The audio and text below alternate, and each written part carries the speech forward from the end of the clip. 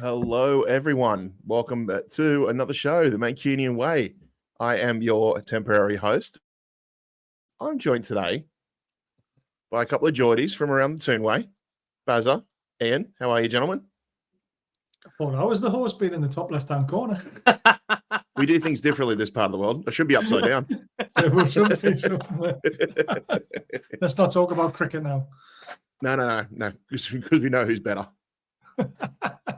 How you doing, gentlemen? You all right? Shut it. I have to live. Alan does like when we speak the truth. Yeah, I have to live over here as well. Remember that. Yeah, but you're in Melbourne, so it makes it worse. But look, guys, don't fret. Martin's just gone to get himself a nice cup of tea, I believe. Poor bloke's been on about 5 shows, so we'll allow him off the hook this time. But everybody out there, I hope you're all doing well anyway. As I said, guys, I can't post the comments, but I'll just go through and see who's in the building while Martin's getting himself ready anyway. So who we got in today? Mingyi Wong. Yeah, good afternoon to you, mate. Dash. Been very vocal, mate. Yeah, there's a lot we'll have to talk about in today's show. You've certainly brought up some really good topics. Who else is there? Sally Ibrahim. Good to see you, mate. Connor Rigby's in. Good to see you, mate. Michael Feeney. Yeah, we wish you well too, mate. Yeah, a bit of a miserable day over there in Dublin. Don't worry, it's a bit chilly over here too, all of about 15 degrees. Fireworks is in the building. Hope you're well, mate. DC, how are you, sweetheart? Hope you're doing well. G-Pop is in the building. Lee Gates is here. Brandon's here. Miss Guardiola's here. Gary V's here. Good to see you, mate. Caribbean Racer section. Had a good chat with you on Lee Gunner the other night, mate. I hope you're well. Adebayo's here as well too. El Stapleton's here as well. Good to see you guys anyway. Yeah, happy days. Sorry, mate. They're from our side. Oh, are they? Okay. Yep. Yeah, welcome all Geordies anyway. And of course, anybody else who's a fan of other clubs, we welcome you as well too. But obviously, keep it simple, keep it civilized, keep it professional, as we always expect here on the Mancunian Way.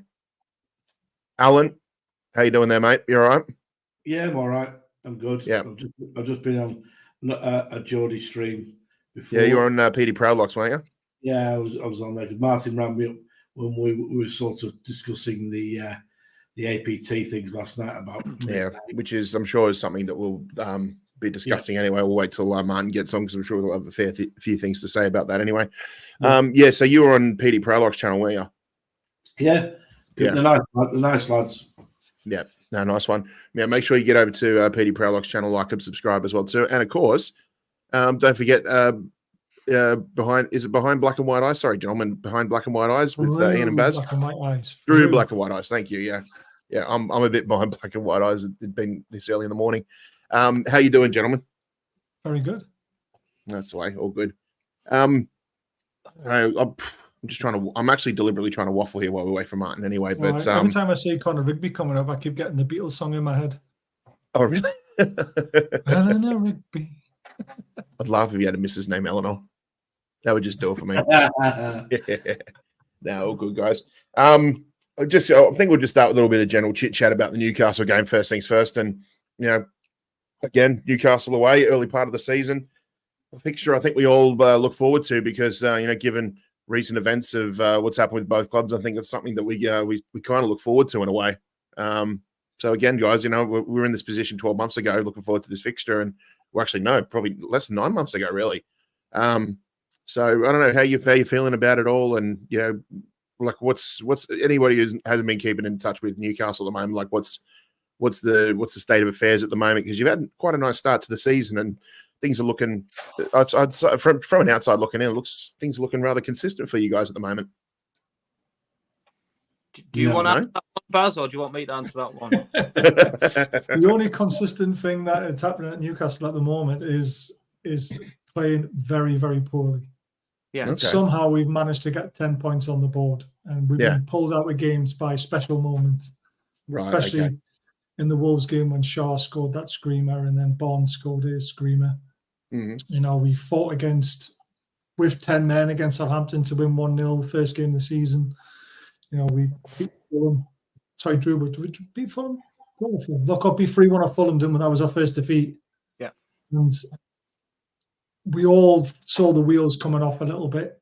Right. From the first game of the season, because we're not gelled. That consistency's gone. The press is gone. Everyone, I don't know. The body language seems to be off, as we've alluded quite a lot, haven't we? And it's not been fantastic.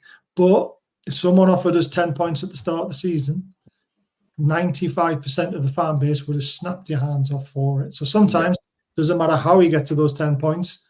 It's the fact you've got to those 10 points. Which you've got the result. You've got a very good start. Yeah.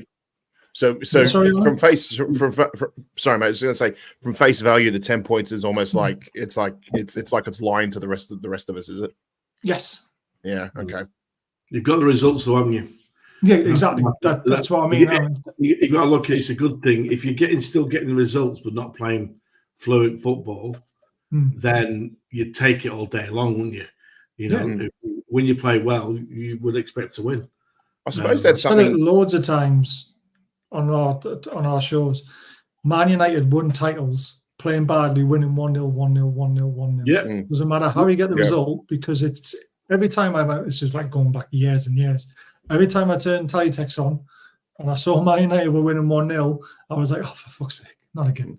So playing, sorry, Baz. Yeah, playing ugly but being effective. I mean, Ian, is that something that you guys could probably look at? That may not have happened from previous seasons. That you may be starting to get some points now from games that you may not have been able to from previous seasons, or is there something a little bit more to it? No. The seasons before, we had so much character within the team, within the squad, within management team, with everything. You could just see a momentum right the way throughout the whole of the squad. This season, I've just seen a little bit of a step off from all, in my opinion. Certain individuals just haven't performed to the heights that were performed last season, and I just think even backroom, just things haven't been quite right. Things haven't been pulling in the right direction. So there's been a little bit of uncertainty there, and I think it's because a lot of these players have been around such togetherness from when we've been taken over. We've had a lot of things going on in the background where things are disrupting. A lot of players have felt what's the word, safe and loved by certain people of the backroom staff that are no longer there no more. And when and don't get me wrong, mate, I mean, transfer windows certainly give you confidence as a player and as a squad going forward. And we've been hampered by PSR, as rightly so, when I spoke to Martin numerous of times about stuff. And we haven't signed a first team player for a long time in a window. And that's, for me, that's worrying at times. But our start of the season, for me, has been very, very lackluster. It hasn't been us. We haven't been playing on the front foot. We haven't been in that intensity hasn't been there. The aggressiveness hasn't been there. I mean, me and Baz have heard reports that our new bloke that's been coming in has told us to step off the intensity because of the injury record last season, which I find astonishing if that's actually happened, and because that's taken away our style, the way we play. But our big performers of last season have been nowhere near. Bruno, Anthony Gordon, obviously on our show before, I've defended Isak to the heavens because he's fed on scraps. He's doing all his work 20 yards higher than the pitch where he should be doing his work the other end of the pitch where he's more effective. It's just our build-up play. Everything's about it just hasn't been quite there. But you're right. You said, Alan, you've got results where you haven't been at our best. But we've seen. Is Eddie playing a different system? No, we're playing the same system. Just look, in my opinion, which Basil back us up, we're a one-trick pony. We play 4-3-3 with the ball, and we're a 4-5 without it, and everybody can see that, right? And for me, this is why I said it was critical to sign Guy in the window, because it would change the dynamics that we'll play from the back, because we need ball players from the back. It starts from your goalkeeper, by the way. we struggle as a goalkeeper because Nick Pope's kicking's poor. Now, once you've got good ball players at the back, because Fab Shaw can play very good at the back. If we sign Gay, he's very good with his feet. And obviously you've got Botman potentially coming back. We all know he's a very good footballer. So your dynamics of a team changes so dramatically there straight away from the back. You're hampered by the Premier League rules and the PSR rules, aren't you? Well, of course we are. That and the fact that we went for one player and one player only in the window, and Palace played us a kipper, and we were left short. You know, they kept moving the goalpost on the Gay deal. We had the money to buy him, but we put all our eggs in one basket and it failed. Yeah, that must be frustrating, knowing that you spent ample amount of time, making sure that you weren't going to breach the PSR rules, and then you got a club like Palace handcuffing you into just not. You just couldn't get anywhere near him. So what I'm saying is, we are hampered of what we've been allowed to do to change because Eddie Howe always said he wanted to be a ball playing side from the back, and we will change. But he has tried to change it this season as well. I've noticed he's tried to play a more possession based game, which doesn't suit the players we've got. Yeah. Because what Baz, what you're trying to do there is you're trying to change what we all love. We all love that high intensity, what Eddie Howe brought to our football club. Now, all of a sudden, you're going to try and change these players that don't look at. Joe Linton's not a good footballer, right? And you've got all these players what thrive, like Jacob Murphy, Miguel Almiron. They're all front foot players. They're a high press, right? They can charge players down, press teams. But when it comes to the technical side, we struggle. And this is why I said on our show before that possession is key when you haven't when that ball's turned back to you. Possession's key to keep a hold of it, because if you're pressing that high, you get the football back. You've got to be so good with it. But if Manchester City have these balls for long periods of time, and you get that ball back, and you're just going to hand it over cheaply because the ability of your footballers that are not good enough to keep the football, then that's the mix that's so frustrating to have. So a transfer window where, like I've said, was if you've got good ball players, when the ball retention comes back, they're comfortable in possession of football. And that's why the top sides, when the retention of balls turned over, they relax and they have periods of time where the players build up. Not us. It's either 110 mile an hour one way, and then ball retention's lost, then you're just chasing it, and then you're potentially conceding goals. And that's where we are at the minute, and it's frustrating. Do you think that's the reason why maybe Eddie Howe's formations are kind of, as you said, like a one-trick pony in a way? No, in my opinion, it's because the players available, we can't change it. Right. Because Eddie Howe will play to the strengths of the players what we've got. And he'll get the maximum out of them players. And he'll know that we can be very effective going forward in a 4-3-3 if it works. And we could be dogged in a 4-5-1 simply because we've got defensive abilities. When we can do it, we can be strong and structured and aggressive, like seasons before when we beat Arsenal 1-0. We weren't very good going forward, but by God, we had a dogged performance that night and we got a 1-0 win. My worry is that this new bloke that's come in, that's trying to take that intensity away from us, that aggressiveness away from us, that's changing the dynamic because he's worried about injuries. But that's what Eddie Howe gave us. When teams came to St James's Park, they were fearful because they knew they were going to be aggressive. We're going to kick us off the park for one. We're going to be aggressive in your faces, and then the crowd's going to get behind, and we're just going to give it everything. It's different now, and that worries me. Fair enough. Good evening, all. My apologies, I was late. I apologise for Pat's 15-minute intro.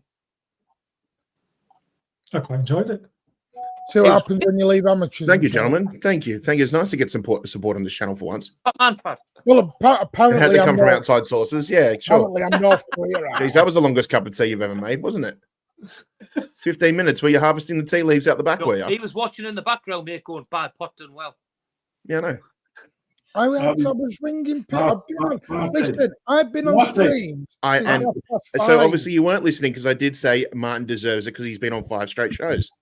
5:30 I started streaming. I've not stopped. What did Martin, I just say? Martin, I just said at the top of the show, I said, Martin's gone for a refresher break. He's earned his right because he's done 5 straight shows. Not the smallest I violin. don't have that. I don't have that autocratic dictatorship like you do. Well, apparently, I am the dictator of North Korea. Apparently, Martin. What do you want? Who let you on? Mate, listen. I hope you washed your hands. Yeah, because you're going to be shaking hands, aren't you? While I rang my mum and dad. Anyway, good evening. It is a pleasure. Hope you didn't go for number 4. From Through Black and White Eyes. We'll have a chat with Baz in a minute about Isak being the same as Haaland, getting the bin. Never said that. Never said that. Yes, she did. Yes, she did. No, Never forgiven you for it, Ian. No, I didn't. I'll back that as well, mate. So don't worry about that. I never said he was the same as Haaland, did I? They're completely different players. Complete different players. Yeah. I said Haaland's the second best striker in the Premier League. I'll have my opinion on Isak as well when I compare it to Haaland, which you know, and I'll back it up, mate. Right. Up on now. What was you starting on? Was you on the preview? Yeah, I thought we'd go on the preview first. No, it's fine. We will do the ATP stuff because all I'm going to say on that is hang your horses on it. Don't. I know everyone's jumping on it. I have spoke with Stefan. Stefan was going to come on the show, but he went out. He was due out tonight, so he is going to come on another show. He's promised me. Stefan. Spoke with Stefan, and just wait and see what we've been told. Even Nick DeMarco has come out and said that he was a high-class lawyer and said he doesn't understand how people are jumping on what's going on, and you're never going to know if you've won or not won yet because it's all in secrecy. No one's going to know until the Premier League rulebook updates. That's when you'll know for real. And let's not forget, we should have never known because it was a leak from the press anyway. So this should have all been settled behind closed doors. A leak from somebody because his wife's at Arsenal. Exactly. Really starting to play at Arsenal. They're a bunch of wankers. Anyway, right. Let's move to it. So obviously, City Newcastle at the weekend. Pete, Baz, Ian, I'm going to ask you to, because I've heard a lot of this week. Your performances are not matching your results. Is that fair? Not fair? Yeah, we covered that. We've already talked about that. Oh, all right, game over. I'll just stop out there. No, Patrick, carry on. This is what happens when you don't join your own channel at the right time. Yeah. Do you know the cheek of it? Yes, the performances certainly don't match the points. The points have been won like Man United did back in the day, winning 1-0, 1-0, 1-0, 1-0, and scrapping results. It's been terrible. Yeah, we haven't been good. We've probably played about 30 minutes of good football in 5 games. Well, I did hear that. You said that he's changed the tactics and you've gone to more pragmatic. He's trying to play a more possession-based build-up. Why is everyone thinking the Pep Guardiola? Someone get their own ideas. You're not Pep. Arteta. We don't want to be Pep. Everyone's nicking Pep's ideas. We want to play how we played 2 years ago when we got into the Champions League. Aggressive. But it is a good point. When you look at your players, like especially like Gordon, Gordon doesn't suit a slower style of Pep. No, he doesn't. Not at all. Which is why it's frustrating because I said at the start of the season, we should be playing like we did 2 years ago. Front foot football, counter-attacking football, high intensity, try and catch people off guard. And it just, well, Ian put it quite well when we were asked from Pat. It's just nothing's been there. We don't have the players to play out from the back yet because Botman's injured and we didn't sign that other ball playing centre back. You know, Pope can't kick the ball to save his life, but he's a great shot stopper. Because I've seen a lot of people say he's gone down the drain a little bit this year. His kicking's gone backwards because he's been out for so long, and it was a confidence thing. He was doing all right but he had a run of games, obviously, and he was doing really well. And then he got the shoulder injury. And since he came back, he hasn't got the players in front of him, and I don't think they're confident in him either. And I think that's the problem. Yeah, but Nick Pope never lost a game in over a year until last week. Yeah, but that's because of his shot stopping. Yeah. Yeah. But when we're talking about playing out from the back and trying to play possession-based football, it hasn't worked. We look far too slow. You've got Dan Burn who turns like a cart horse in defence, and he can't pass a ball crisply at all out to the wing, can he? Let's face it. Yeah. You know, Shaw is our best ball-playing centre-back, but everyone knows that. And then everyone's doubling up on Bruno now. So Bruno's not getting the space. He used to come and take the ball off the defence, turn, and then look for something. Bruno's finding it hard to find space now. And every time he gets the ball and turns, he's not quick enough to get away from his man, and he's been struggling because there's two of them on him. Yeah. And there's so much not right at the moment. See, for me as well, Baz, there's a lot of the stability of our club and our first team is not there at the minute, because if you look at our team selection from minute one to what we're doing now, and potentially what we're going to go up against City, we're still making potentially 4 or 5 changes, and will be a lot across the back line. Now, when we qualified for the Champions League, our back four was quite solid. That was it. Nothing changed. We were that, and we went right the way through that season. We were that, we were good. This season, I just don't think we can find what we had. I don't think he knows his best 11 yet, does he? No. Now, and it's. I think there's a lot of contract issues going on in the background again. Heads turned in the background again, because it's been a very, very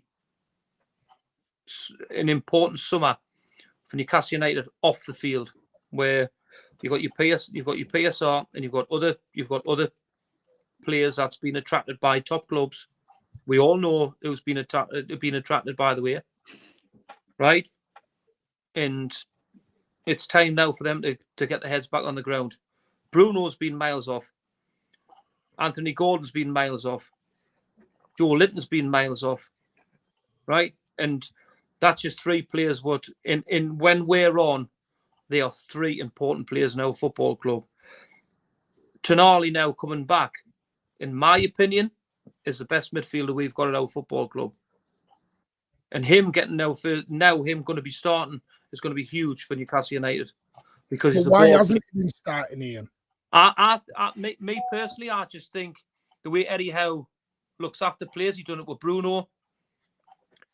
I think he's got a lot of respect for other players that's been there when he wasn't there. So you would give honour to the likes of Longstaff, you'd get to Bruno, and the likes even Joe Willock that's been around. That you've got to, in my opinion, you've got to do things right. Just he's done wrong. Even though he's a world-class footballer, which we can all see, just doesn't give him the goddamn right to come back in our football club. He's got to do things right. And I said, I was at last show, Baz, I think he said it was like 1 or 2 starts away from starting. I think he starts on Saturday, and he'll not come out that football team, because I think he's that good. You've got to remember as well, he's missed nearly a year of football, actual competitive football. So he wasn't match fit. He was fit, don't get me wrong, no injury worries, but there's a difference between training fit and match fit. So he was bleeding and back in. The problem that Eddie had for the last game we played last week is he played twice for Italy and played 90 minutes each. So every Newcastle fan was like, well, he's playing 90 minutes for Italy twice in an international break. He's got to start for us. And then he didn't again. It was like, Eddie, what are you doing? So there's a lot of unrest. Do you think there's a lot of politics going on behind the football of the club at the moment? 1,000,000%. There definitely is, yeah. Well, you know what it's like? It's like any business, isn't it? If you have things going upstairs that are not going quite right, there's a bit of bickering going on, politics. It flows right through the club. It does right through the business. I mean, a lot of the players are very unhappy that Amanda and my dad have gone. Well, I must admit, I was surprised when that happened. Yeah, we've heard that. Obviously Mitchell and Eddie House have got a really awful. Haven't they? Mitchell and House got a really. We know that. Stop bickering, news too. I'm saying Mitchell and House got a really awful relationship, haven't they? Really. Apparently, yeah. I now listen, Ian, Baz, I hear snippets about Newcastle. That's what I've been told. There's major unrest at boardroom level at the minute. the lad I get information of is friends with Trippier's agent, and he told me ages and ages ago about Mitchell and how. The wording I got was it may get to a situation where it's Howe or Mitchell. Yeah. And it's which one goes first. Yeah. We've also heard in the press from Luke Edwards, who said a few weeks ago they've ironed everything out. But yet on Twitter and the press is still pushing this agenda. For what we know from someone who's a North East journalist who covers a lot of games, covers a lot of clubs in the North East, as well as Manchester City, Man United, and all that sort of stuff. He said weeks ago, apparently it's all been put to bed. They've drawn a line under it. So we don't know why it's still playing out in public when potentially it's actually been solved. A lot of clicks, remember, these days. A lot of people want to make money. Yeah, well, the other thing was Bruno. I got do you know what it is, Martin? Martin, do you know, if you're looking at it from the outside, and if you've got nothing's really important at the minute because there's no transfer windows around. No. So everybody can just turn around and go, it's been put to bed, because everybody just forget about it until January. It's because we're not negotiating anything at the moment. Yeah. Not doing that. So everybody just go, yeah, everything's all right now. Let's just focus on something else. I know exactly what they're trying to do. Well, I don't know. You might be able to confirm this. I got told, you know, when I said Bruno wasn't, because by the way, everyone knows I speak with Baz and Ian privately as well. And I'd spread some balls, and Bruno wasn't pushing the move to City as much as City wanted to do, which is part of the reason City didn't push. He couldn't turn his head, basically. Yeah. I got told Eddie Howe was the biggest thing of that. While Eddie Howe is there, Bruno's willing to back because he loves Eddie Howe. Say if Eddie Howe got sacked, I got told, it will change Bruno. Well, never mind if he gets sacked. It's more the case of if that England manager job stays open, like Carsley still stays interim, there's always going to be pressure on Howe. Or Howe's always going to be in the news for that. He's pushing that like hell in there. Yeah, Gary Neville is pushing Eddie Howe for England, and it's really starting to drive me nuts. I think with Mitch, I still don't know these can explain. Mitchell is used to doing this one way.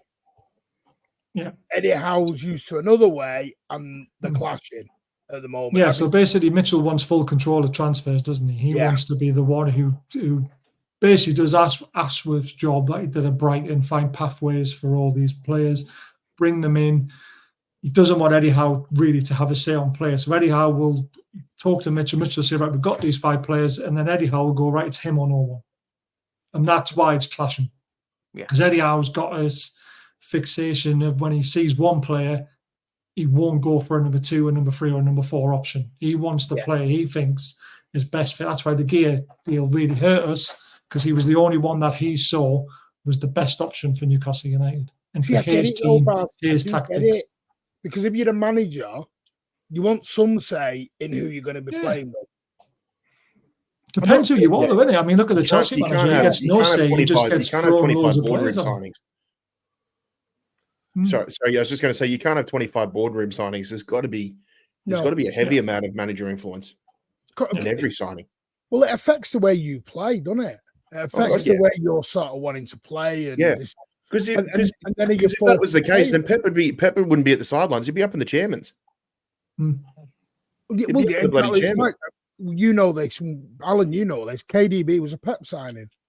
Yeah, it was. When he was at Bayern, it was KD. You know, Bayern wanted to buy KDB, and Pep went, hold off, because Pep knew where he was going 3 years before he was going. The plan for Pep was already in motion to go. It was when he went to City. That was why Soriano and Chika came in. I have got an update, by the way, on Pep's situation later on in the show. I've also got an update on Ake, Rodri, and a couple of other bits for January, because everyone's going to ask me about Zubermenda. I know you will. I don't know. It's a weird one at Newcastle at the moment. I think Newcastle are trying to find the feet of where. I think the Amanda thing, like you said, Baz, has probably unraveled it. And I've heard 2 different stories on the Amanda thing. One was because of what she had personally going on. That was part of an issue. filed for bankruptcy, didn't she? Yeah, and because she lost the court case. Yeah, and apparently, as you know, with Arab people, they don't like to be associated with that sort of media sort of stuff. It's a bad omen. It's all positive for them, and not. Oh, hang on a minute. One of your main board members has gone bankrupt, so they don't want to play that game. There's the PSR fiasco, selling 2 players. Yeah, Amanda Stabley, Alan he's been filed for bankruptcy. Fair enough. From another, because hadn't she changed her company name to try and get around it? Yeah, I'm not sure. I didn't look into it that deep. Ian, I don't know if you. Apparently, she's changed her company's name to something else to try and get. Right. Apparently, it's a business tactic that other businesses use to get around it. I know she borrowed money off Jamie Rubin. She borrowed money off your former owner. She borrowed money off Mike Ashley. She borrowed money off Jamie Rubin to get it done. And then obviously, when it all came back, Mike Ashley sued her for 10 million. Yeah. And the then, ATP stuff. Sorry, I need to because loads are asking. Nobody knows fully. Everyone's jumped on the gun and getting excited. I got told 2 weeks ago City had some success. You are never going to know what successes have happened. I don't think you're going to know fully because it's an arbitration, and when you come out of an arbitration, you sign NDAs. You're not allowed to say anything. No. A little bit different with this, Alan, because it's not legal. It's sort of it is just arbitration. Yeah, no. Well, I've been through an arbitration with my ex-business, and I had to sign an NDA at the end of it. No, but you have to know because they will have to update the Premier League rulebook, Alan. That's when you will know. But the trouble is, I don't know when they have to update that. I don't know if it can only be. I don't know if it can be done straight away, or whether like you get transfer windows where you can register. I don't know. Has it got to be done? Have they all got to go to a meeting down in London and all sit there and have a discussion about it? I don't know. The Premier League is weird like this. Yeah, but they went to the meeting this week, and this is when it's come out that they've taken it off the agenda, haven't they? And they scrapped it. If you read the article of the Times, that's what said. They went to a meeting and it was taken off the table for the shareholders meeting. It's been taken away, but no one knows the full truth until it's changed in the rule book. We won't know. How am I gatekeeping? Tell us your updates. Why are you gatekeeping? Because we have an order of the show. We've got an update if you want it, not on this, but on Anthony Gordon's apparently on the brink of signing a new contract after lowering his demands. He wanted to be top earner, but he's lowered his wages. So that's good news for us. If that's 140 grand a week, 130, 140. But this is what this Baz, right? This is what I said on the show before when you're on about Lloyd Kelly on 150. If you've got an England potentially right, Anthony Gordon going to Liverpool in the summer for a big transfer fee. You got Lloyd Kelly coming from Bournemouth on 150. I can't see that's wide of the mark. And if he's going to sign that deal, nah, definitely not. For me, if Anthony Gordon signs that deal, great for Newcastle. And if he gets his head down and gets to the heights what he was at the back end of the season, definitely brilliant. But I tell you what, he needs a rocket up his arse because he's been absolutely horseshit at the end of the season. So what you're telling us is to play Kyle Walker on Saturday? Sorry? You're telling us to play Kyle Walker on Saturday is what you're trying to do? No, that man give him respect and he'll not do it again. Well, either way, they'll either play him or they'll play Barnes, and they're both quick. So that's why you want someone pacey at fullback, mate. Here's the question: what's happening with the St James's Park expansion plans, or are you moving? Sean, that's the can of worms that I will leave to Baz and Ian to deal with. It's a very quick one, to be honest with you. I think potentially we will move ground, but we're waiting for all this to happen with you lot to see what's going on. Yeah, but obviously what's happened with the Rubens in the background, what was spoken about. The Rubens have employed someone who knows what he's doing architecturally, which will either be a new training ground or a new ground or an extension to St James's Park. But we will not do anything until we know what's happened with you guys, because I think if you guys win and it opens up this sponsorship again with same party sponsorship, we will go with a new stadium and we'll call it the Saudi Airlines whatever, and we'll be getting pumped full of that oil money that everyone hates. Yeah. And we'll be the next Man City. You're not going to the Amrico Arena? It'll be something like that, yeah. Honestly, it'll be something stupid like that. What we're waiting for is the Armico one. Yeah. It's the Armico one. That's just ridiculous money. I know, Ian. There will be an academy as well too. The plan was to get like £200 million a year for it, like you were telling. Yeah. That ain't getting past. Yeah. Well, the plan was to also get a top academy in there as well, wasn't there? Not when the highest one, 50 million. That's 200 million's way above market level. That's just us taking the mick, mate. You're telling me it's taking the mick. It ain't getting past. I think you'll get to near the City level on it. That's enough. That's enough, isn't it? Don't know. Do you really want to be the devil of the world? What? For success. You know, you look at. You can't have two devils sharing hell. No, but the thing is, though, right? No. We've had loads of conversations, right, about how you look at your football club going forward, right? You either accept it or you don't. I accept what's going on, as we've had loads of conversations about. Some people just don't, and you've just got to realise the process, what it takes to get to the top. And I'm just glad that I've had conversations with you, because you've seen it all. And if we get to that stage, I've already had the experience of going, this is what Martin said, or this is what Manchester City's went through, and this is what, well, so be it. You know, I know it's going to divide the fan base, as it does, but what does it do? Do you want to win trophies?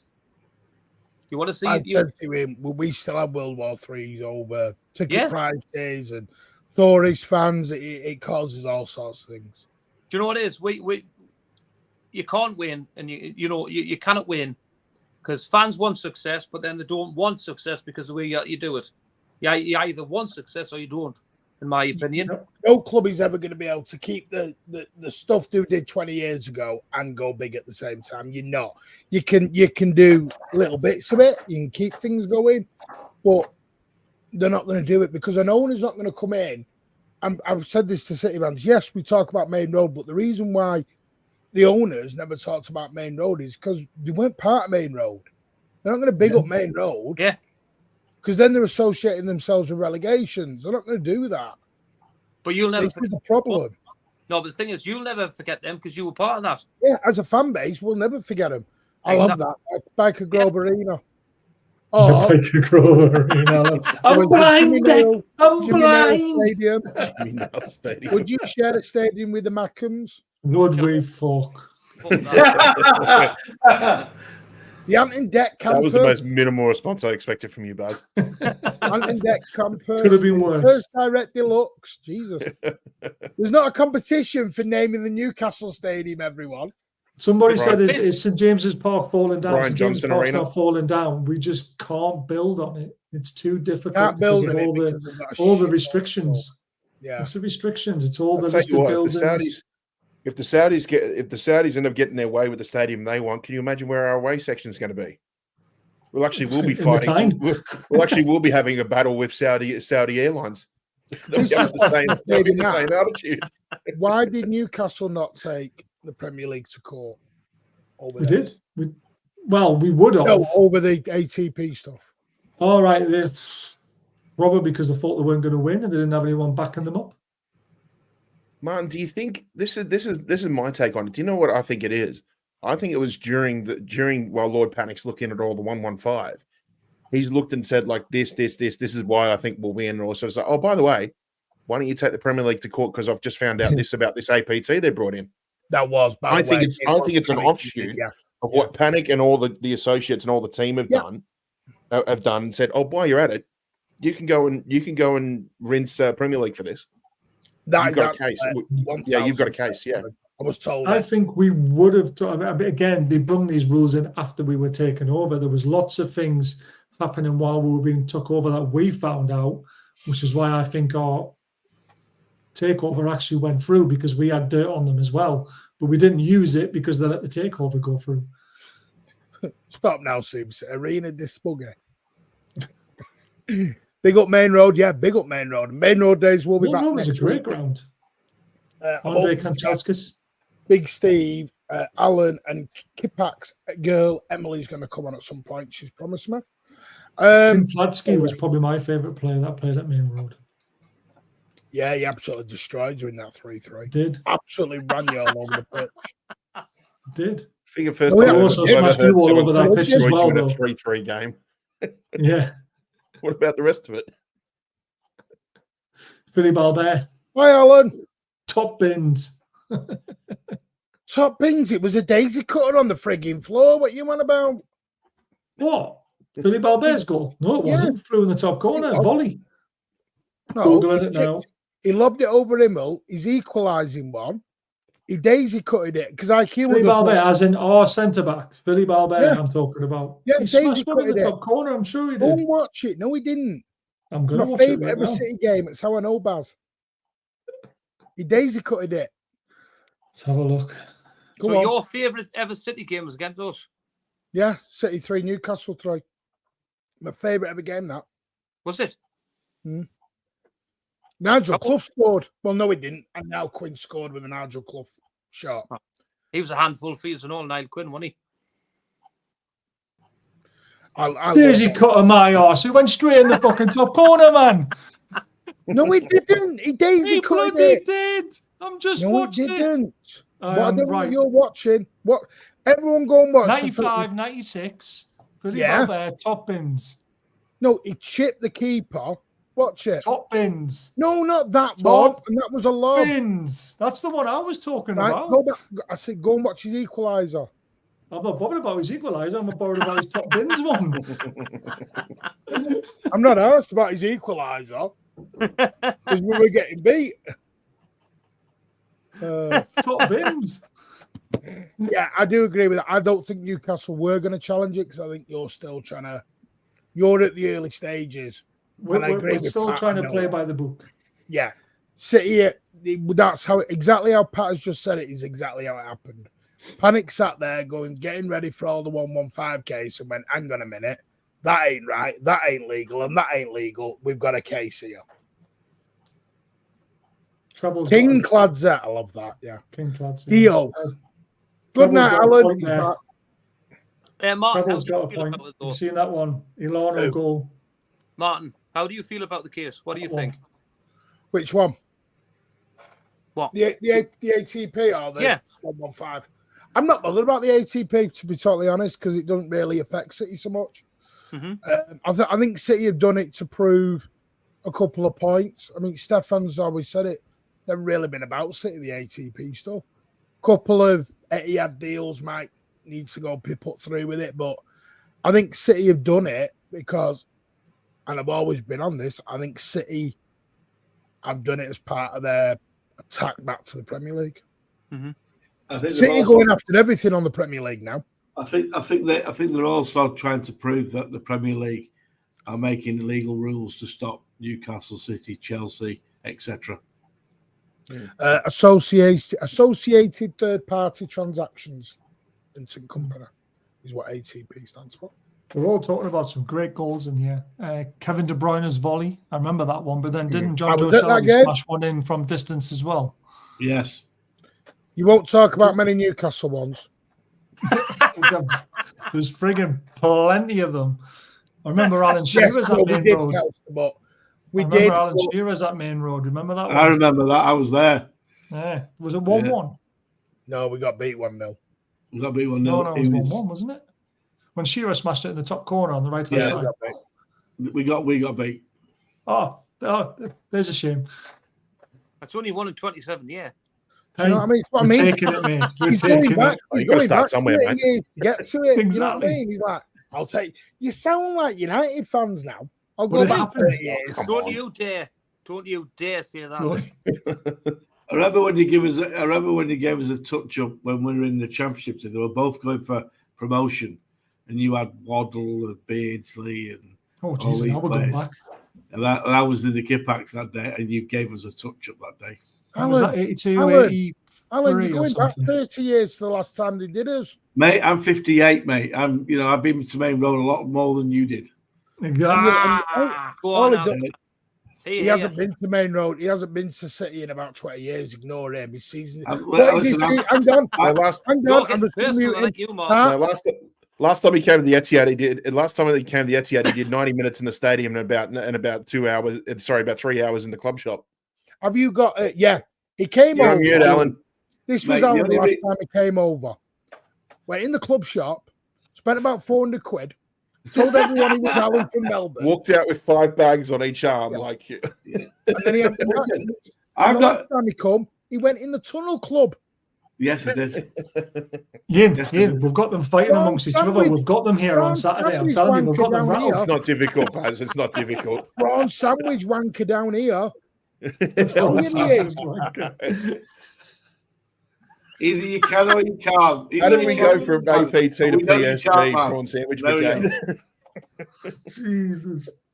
Right. Anyway, what would Roy Keane think of this conversation? That's where we're at with the ATP. It is not.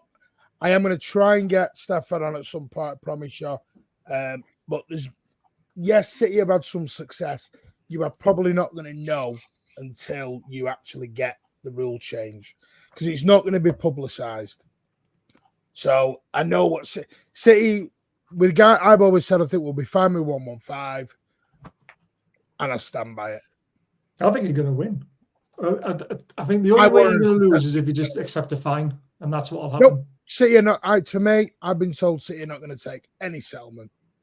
Really? The fight is on, and we're going all the way. Even if it's just like a stupid, like $100,000 fine or something stupid like that, they wouldn't just say, right, we'll take it. If it's the non-cooperation part, I don't know how they get around it because City did cooperate when they got charged.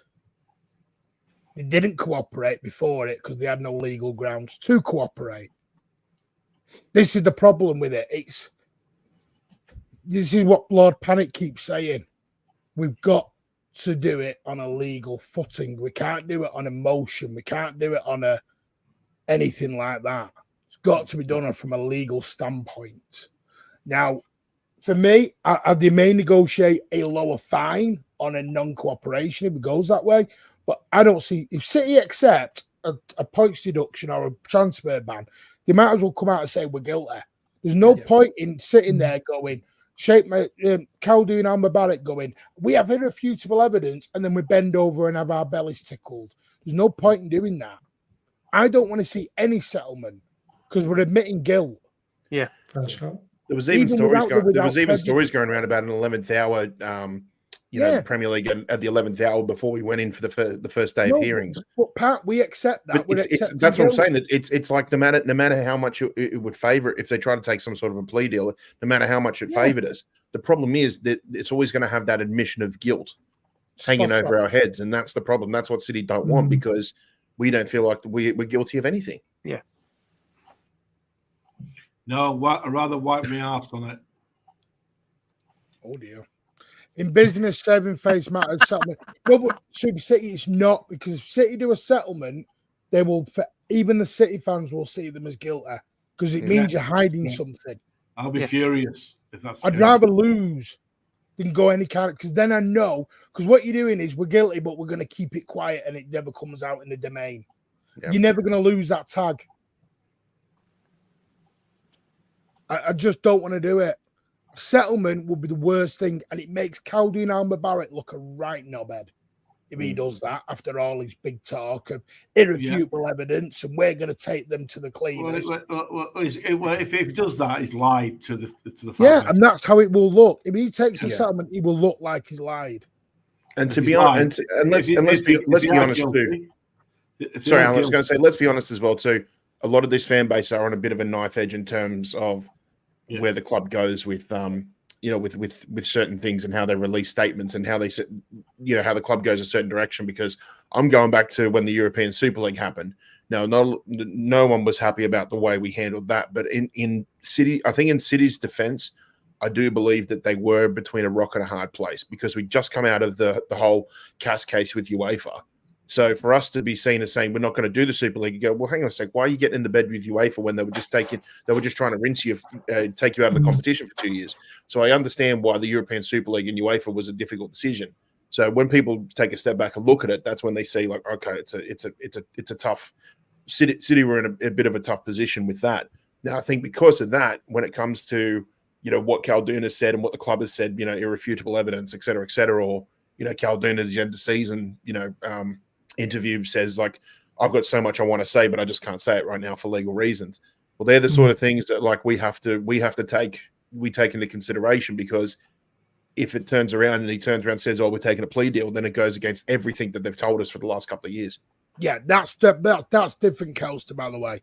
If a settlement is on, they've got to say we were innocent and we don't sue them for defamation. Yeah, you may get a settlement in that essence, but I don't want to do this to take a lesser transfer ban. If City get any kind of punishment of a ban or a points deduction, they're basically saying they're guilty. Yep, correct. Well, they don't want it to come out in the public domain. And that is Martin, if it's one transfer window ban and it's in January, then I think we'll take it because we never bloody sign anyone in January. no, but Pat, that's fine. We're hiding something and we're guilty. Yeah. Mike actually dreamed of a transfer ban when he was at Newcastle. Yeah. But that is the kind of settlement I could see happening. Is all right, you've got to put a statement out. See, you went under false pretenses. We won't sue you back. Yeah. But we'll see.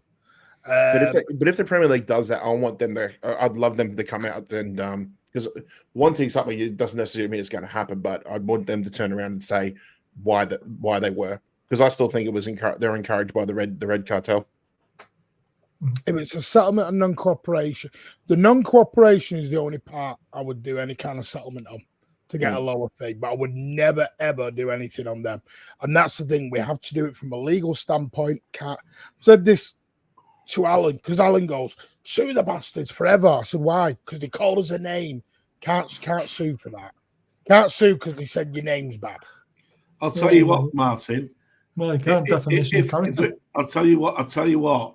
If Khaldun has lied in any way, or we take a deal, a settlement, then I'll support the team and the coaches, but I will not support the execs and the chairman of the club in any way, because they've lied to me and lied to everybody else. They should all go. Yeah, license to kill, James Bond. Yeah, defamation is, but you've got to be careful on defamation. Yeah. If I turn around and call Alan a wanker, he can't take me to court for defamation of character. This is what I mean. We've got to be careful how you do You can't just roll defamation for anything. Otherwise, we'll spend our lives in court. Yeah. Bloody hell. As in here, they'd never get anywhere. They're just being caught with each other for 12 years. Well, let's be honest. Let's be honest, Martin. If it was Alan, it'd be an enhancement of character. But anyway, let's move on. It'd be saying something, Martin. I am a wanker, so I'm not bothered. Is that what it says on your business card, Alan? Exactly. It's like saying Alan goes to a City game. I'm lying. Anyway, let's go. Listen, every time me and Martin argue, he always brings this up. Yeah, no, it's not easy when you, because it's an easy win, Alan. I'm sorry, it's an easy win. You know as well as I do. I live in Australia. My mum and dad are living over here now. They're not well, and that's why I've not been anywhere. And COVID. Bloody hell, calm down. Yeah, we all know, mate, and of course, no one's saying that, Alan. All the best to you and yours, mate. We're not all. Patrick has $300 return flights with Qantas back to Manchester every time because he works for Qantas. Hey. Oh, sadly, it's all on me now, just because I was sent to my employer. You're the very. I know a good perk when I see one, mate. Yeah, I'm not talking about the coffee either. Right, do some lineup. Baz, I thought our club was bad. God, I know, me too. bullets flying all over here. We'll do some lineups. Connor's gone. Edison Walker. Right. Do you two want to see Carl Walker in the back line? Well, my Which team? my team, when I, Newcastle boys. right, my team when I put out for you guys, right, was Go on. Edison, Akanji, Diaz, Guardiola, Lewis, Kovacic, Savinho, Foden, Gundogan, Doku, Haaland.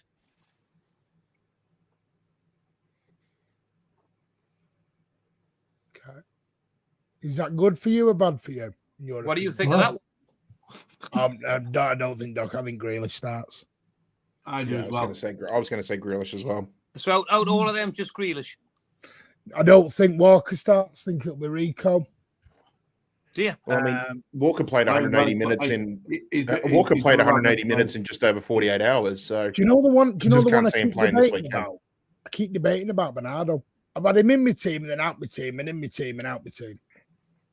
Because Bernardo's not he form, always starts at St James's Park though. Like I said to Baz, he loves playing against Newcastle. but he's not on form. You're talking about Anthony Gordon at the minute. Bernardo's not on it at the minute. You play Bernardo because you can play 2 or 3 different positions during the game. He's Because class. he's not on form, Alan. Don't care. You He's play still- He does play himself into form though, Martin. So just when you think This he's is bad, Martin. he's bad. He This gets is the Martin good agenda. very quickly. He's not. He's No, not. it's not, Alan. Alan, I don't just play my favourites. I didn't say Alan's favourite 11. He knows my favourite's Bernardo. So Yeah. No, If it was up to you, Alan, you'd have the EDS and plus Bernardo out, and that's it. I know. No, his favourite, he has Mateus Nunes as false 9. Mate, if he plays, I would not be watching. I'll give you my lineup. My lineup, what I'm thinking is Edison, Rico, Akanja, Diaz, Gabardio. Then I think it'll be Kovacic. Now, I think Foden in play. I just can't. I have been told KDB is trained today. Is he? I don't know whether he's trained on his own because why is it every time he could be injured, he always ends up on the bench, and he always ends up playing 20 minutes, and then he ends up breaking off. I've been told he may make the bench. That's all I needed. That's all I needed last year. Let's face I've it. also been told he won't Baz, like this. Baz, I Nathan didn't speak- Ackey's training, but on his own. Nathan I didn't- Ackey is now back training, but on his own. Oh, that's good. I didn't speak to Martin either, mate, about Kevin De Bruyne when I said he's potentially going to be on the bench, mate, De Bruyne. I never spoke to Martin about that, but I did see that he's back and he's 50-50 to be either starting or on the bench. See, I I think I've had this debate all day yesterday, in the pub in the afternoon with Johnny Corner, who's a massive Newcastle fan and from Newcastle. He's a huge Newcastle fan, lives over here, and he's talking about KDB being fit, etc., and Bernardo, etc. But he thinks that Newcastle's going to win 3 or 4-0, and we're going to get Who said that? Johnny Corner is called. Who? Johnny Corner. Does he Tell him take to watch our channel, and he might actually get some proper Well, he does- before the game will go. Bring him down a little bit. He does watch your channel. Does he? Yeah, he does watch your channel. Oh shit! I better be quiet. Then. Yes, PC. I'm loving it. I've been to the Etihad more than Alan. Oh dear me! I mean, Well, if De Bruyne's on the bench and the game's tight and he gets 20 minutes, I will not be. I'll be papping myself watching him warm up. Yeah, because he's just quality. He's You know what I'm absolutely thinking? quality. I think Grealish starts. I think it'll be Savinho on the right, Grealish on the left, Haaland up top. Yeah. I just can't tell if he's going to be Gundo or Bernardo. It's the only two I can't decide on. Who would you probably say, Martin? Who would you probably say are our 2 most informed players at the moment? Because for me, that's a reason why I'd probably go Grealish and Savinho. Yeah, Savinho and Haaland. Of course, yeah. I think that's Haaland's your, I think that's your front 3. Someone said to me in the chat, Isak's more mobile than Haaland, not this season. Erling Haaland is dropping back, laying balls off, fighting in the midfield more than he's ever done before. This is a very different Erling Haaland this season. A very different Erling Haaland. Do you know what it is? I completely forgot Haaland wasn't going to the Euros. And that was the worst thing that could have happened to the Premier League for all the other teams. Is Haaland having plus he's summer fit. off, enjoying himself, and now he's fit, and he just looks hungry, and he looks like a powerhouse. Had he gone to the Euros, I don't think you'd be singing this Haaland. No, agreed. It is great news about Aka. Yeah. We weren't expecting him back until after the international break, so just having back training is fantastic. The words I got was, I'm just getting it on now, Aki's back, but he's only training on his own. I've also been told, now this is possible, if Foden doesn't start, you may see Doku on the left, because you may see somebody else in the 10. It is being considered. Grealish playing in the 10. I'd love to see that. Now, take with a pinch of salt, because I got told McAtee was in shape training for the Inter game. So we'll have to say, but in shape training today, Grealish was in the 10. Okay. That's good. I'll be happy with that. I'd like to see that. So I don't know. This is what I've always said. This is Pep Guardiola.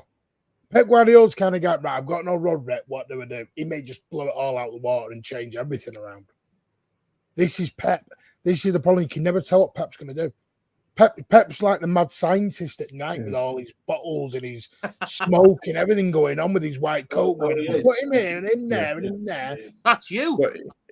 I bloody wish. Yeah, Baz, Ian, it's like you talk to people who are obsessed with trying to win the lottery, and they're just like, I don't know why you can't do it. It's like, mate, try and guess a Pep lineup every week. Who would you play? That's worse than trying to win the bloody Powerball. Who's going to be your left back? Because obviously Sabinho for me is on fire, and you saw what he did against Arsenal. He ran Calafiori like he weren't there. See, combat. Because we think Hall will take the shirt back off Kelly. This is the problem. Eddie Howe doesn't know his best 11. And all the way through the season so far, he started Hall, then he's played Kelly, then he started Hall, then he's played Kelly. He's always interchanging too much. He needs to get a settled back line and work with it. I mean, and you think Hall, don't you, because of his pace? Yeah, but then when the more I think about it, he could potentially play Trippier right back and then put Livramento left back. Because of his pace. But again, I don't think we need pace because we're going to be... I think Livramento is a good player. It's a shame he doesn't get the game time he deserves. You'll need pace. But look at this is what I said, Martin. That goes, you need pace down both sides. If he went with that, Doku and Sabinho, you would need pace. Because the turban would destroy. But the thing is, though, with the way Pep could play, you'd play them two and then put Grealish in behind. So then you've got pace down the flanks and you've got an absolute ball ache playing behind Haaland, which you've got what are you supposed to do there? So who's going to be the disciplined holding midfielder that can take control of Grealish? I honestly don't think we have got discipline in there for somebody to sit and to stop that threat. I really don't. Right. I'm going to put the horrible word out, which we didn't do it on our show, but play a back five. Right at the back with two wing backs. For me personally, when you play a back five, all you're doing is inviting pressure and you're going back because right. And how long do you survive with a possession-based Manchester City team that's constantly playing in between the lines? That all of a sudden you'll go, there's another corner, there's another throw in bad areas, or you've kicked the ball away. What will happen is you'll play so deep, then you'll just give the ball away, and then you'll just be chasing it up. And then you may as well. There's a bit of that. Last time though, we played five at the back, didn't we, in the Premier League? No, for me personally, I would just go. I'm having a go at these, and I would try and get my best players to play at the top of the game and have a go and try and do what no other teams try and do: attack Man City with intensity, with aggression. You know. Get your high press. Get Isak further up the pitch. Don't play with his back to goal 30 yards behind off goal where his weaknesses aren't. Get your two wide men pressing the fullbacks because that's where your possession is going to start from. Because that's what the Manchester City do. Get your midfield three really, really pressing the midfield to stop them playing. It's not all about Manchester City. It's about what you want to do as a football club and what you want to do and just be aggressive. Don't get angry. Getting angry there, Ian. Yeah, no, but it's... Why, Kit? Go on. We need to get angry. We haven't been angry as a team for God knows how long on the pitch. You know, this is what you've got to do. And just don't accept what Manchester City's going to bring to us. Let's Newcastle, we're at home. And we can be a frightened force. Take it to them, you know? Let's do it. What we did last time when we went 3-1 up. We took it to years and we almost got a magic of 3 points that day. 3-1 up. No, we went 3-1 up. Oh, was it 3-1? Yeah, because Trippier scored the free kick and it went, Jesus Christ, man. I'm having to put you right quite a lot tonight here. Top bins with Philippe Albert. Now what the score was then. I thought you were talking last week. And by the way, the Philippe Albert was a lob. You said no, it wasn't a lob. Top bins. Yes, it was. It was a lob. One of the top bins, though. Go back and watch the speed again. I think at this minute, I think Haaland's been unbelievable, by the way. Martin, right? I think he's just been aggressive, fit. He looks so sharp. Dan Burn and Shah could be in for a long afternoon with him. But all depends. What this is what I said to Baz and I was sure. It all depends what we do in front of them to protect what's going to happen. Right? And we've got to be aggressive. And I don't mean kick us off the park, mate. I mean we need to be aggressive with the football as well. Because when we say don't do an Arsenal, Ian. Don't start coming with the Arsenal tactic. No, but this is what we need. No, but we have lost our shithousery though completely. Two seasons ago, when we got Champions League football, we were renowned for having that little niggle side in our game, and it's just completely disappeared, hasn't it? In the season, there's just none of it. See, there's a difference with our class as aggressive, where not just kick players off the park because you can't do it anymore. You've got to be aggressive off the ball by your press, aggressive how you get about the pitch, but you've got to be aggressive with the football by playing on the front foot. You can't be negative against Manchester City, or you're just going to be absolutely crucified. So for me, the most important area is your engine room, and I think that's where the game's going to be won and lost tomorrow. On Saturday, it'll be that engine room. Whoever gets on top of that will do it. Because if we nullify like we did when we drew 3-3 at St James's, we stopped the space because Haaland likes to run on the shoulder, right? He's aggressive and he picks stuff up, right? We stopped that because our midfield was so good. Now, we have to be that on Saturday. Nothing less has got to be that part. Because if you stop your main ball players doing that, which is a huge task, by the way, right? But if we do that, we've got a chance because you stop your main threat. Oh, yeah, amazing. By the way, if Foden's situation, I don't know, there was a picture out of Pep putting his arm around Foden on Tuesday night. I don't know if anyone noticed it. Hopefully it is. We'll see as we're going along. Very quickly, we will move on to Rodri in a bit. I am just going to give you the updates. People are asking about Rodri. This is what I got earlier, and I will read it all. I can never tell you where they're from.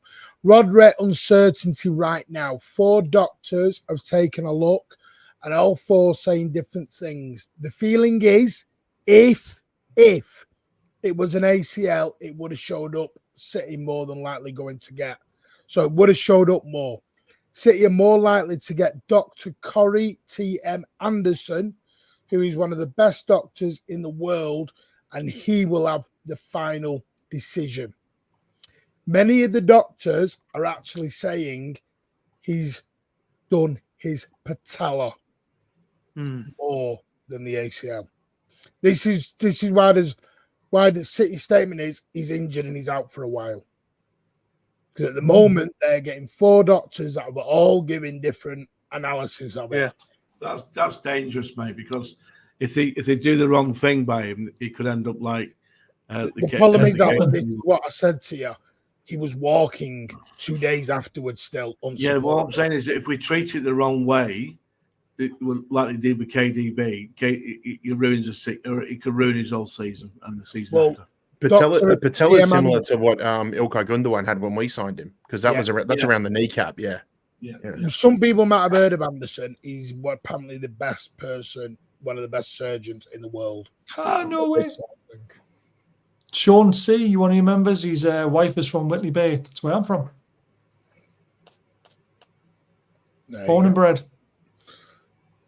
Can I answer one for Doris as well, for Newcastle reps? Do you think Howe was calmed it down on the aggressive press system and he thinks Newcastle might concede more chances, those being a bit conservative?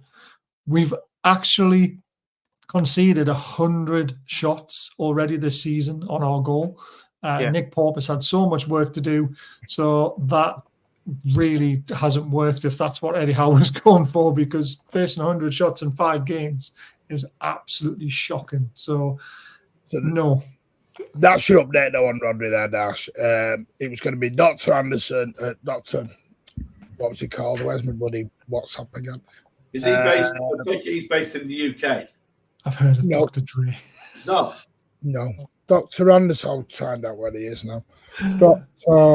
T.M. Corey. We tend to send all our injuries for surgery in Barcelona, guys. He's called Dr. Corey Thaddeus Anderson, MD, I believe. He is. I will try and get you some details now. Corey thought it's Anderson. Sounds like a keeper we had back in the 90s.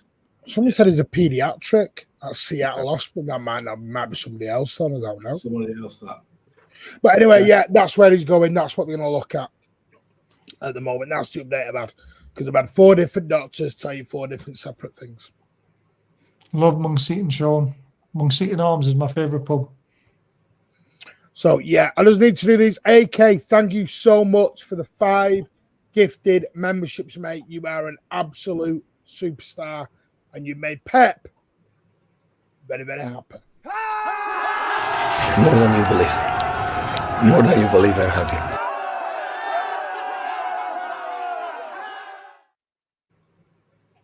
Thank you so much. And then, of course, AK has come in with a £2. Thank you so much. The APTK victory is a big boost. Not fully won anything yet. Don't believe everything you're reading. We've had some victories. We will not know fully. We did talk about it earlier on in the show, AK, but thank you. Blue Tone, evening, mate. How are you? Evening, lads. ABT Top, very tasty, great show. Thank you. And me and Tone will demolish LB tomorrow at 12 p.m. over on XLB. Go and watch it. Can't wait. Me and Tone have already got a plan. People are asking if we're going for Zubermenda. City have looked. There is no... We're still going to see where they're at in January. Because, like, as I just said, they cannot get a definite time on Rodri. I've even heard Rodri could be back March, April. But I don't want to rush him. He's too important. Yeah, but the trouble is, everyone's going to ACL. Trouble was, he was walking 2 days later unsupported, which is very weird for an ACL. Yeah, there's different types. There's tears, there's ruptures, there's all sorts with them. Sven Botman played 3 months with an ACL. That's what I'm saying. You don't know what it is. City don't even know who it is. Ridiculous. I mean, Sven Botman played with an ACL. Now he's had the operation, and we're not going to see it till Christmas. So it's crazy.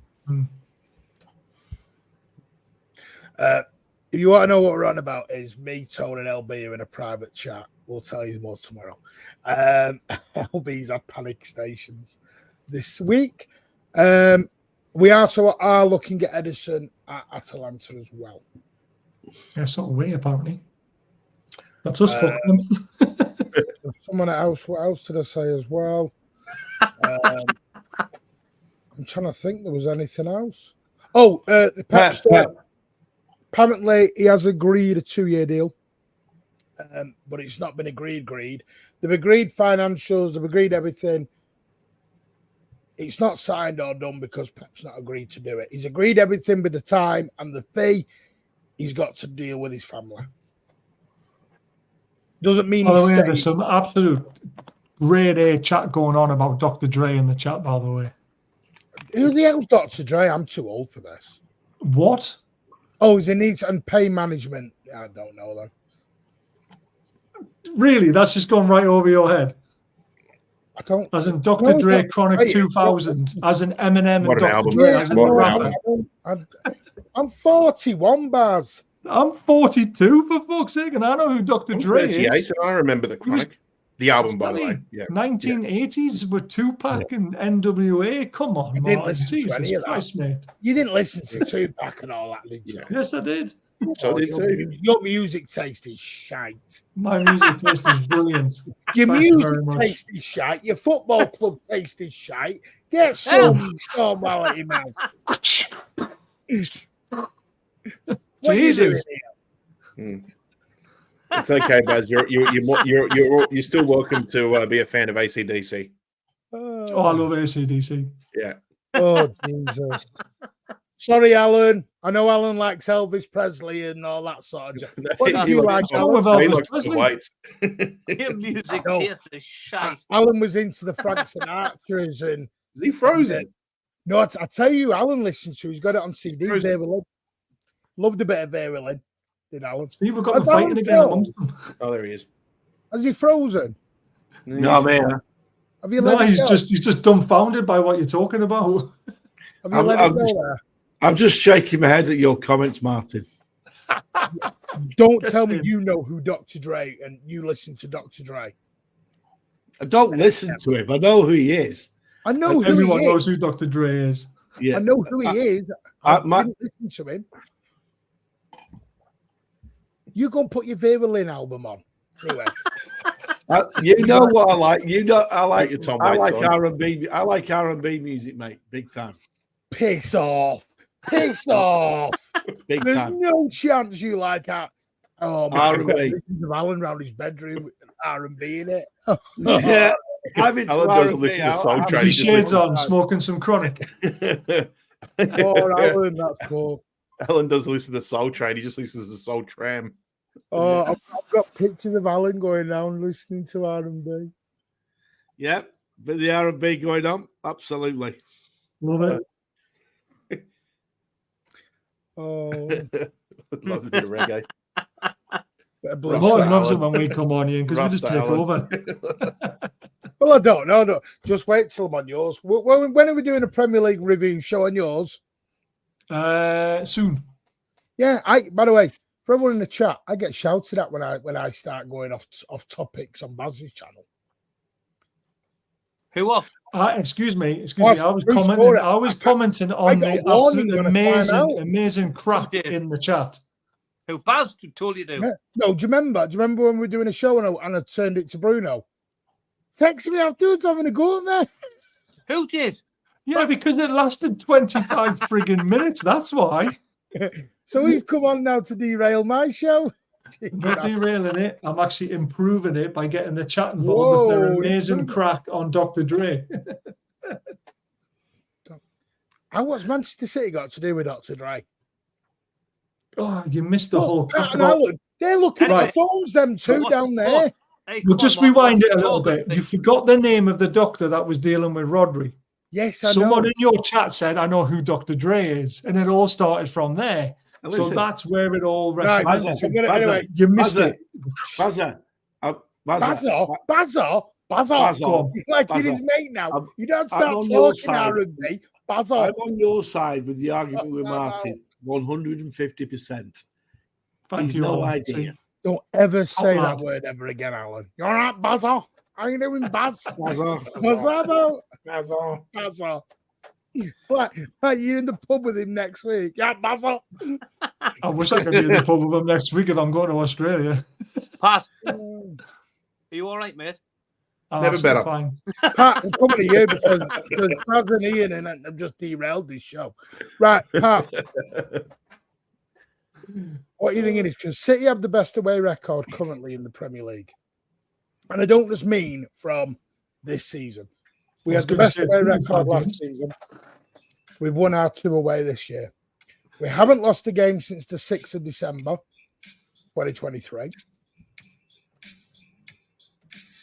He's just trying to get me copyrighted here, Yeah, isn't just it? try- Yeah. Just Don't kill me do that. monetization there, Baz. It's not me, it's him. It's It's either, Alan. yeah. He's either trying to get you for copyright, or he's trying to make What? sound like you're playing like a Fisher Price drum kit. I'll get bollocked later on. I'll edit that out. Ladies and gents, just while Alan copyrights the channel up. Yeah. And I'm getting the blame. Well, you were dancing to it. Well, because it was great stuff, that's why. Bazza's Right. like This has gone south. So south. I apologize to the 235 people who are watching this. that. 232, it's going down. Oh, brilliant. Right, goal. Pat, give me your score predictions. Jesus. Oh, man. 3-1 City. No. Why 3-1? Jesus, come on. You just said score prediction. With a bit of analysis behind. Oh, Jesus. Yeah, fine. I Okay, can be around with this, innit? Yeah, well, based on what I think with the lineup that we sort of agreed on, yeah, because I think Grealish and Savio definitely deserve to start given the form that they're in at the moment. Yeah, look, before the show, I wasn't aware until Bazanina told me just if you want to call it poor form, that Newcastle are in, although as I said, the Premier League table doesn't reflect their performances. And I feel like if we just keep going on our merry way, we'll certainly do it. We'll look good against Newcastle, basically. As you just said before too, the away form that we have is absolutely superb. It's as good as what we have at home. I think sorry, best home and away record. Yeah. Well, that's what you get when you win 4 in a row. But look, I think what you said before, guys, about that one in. Oh,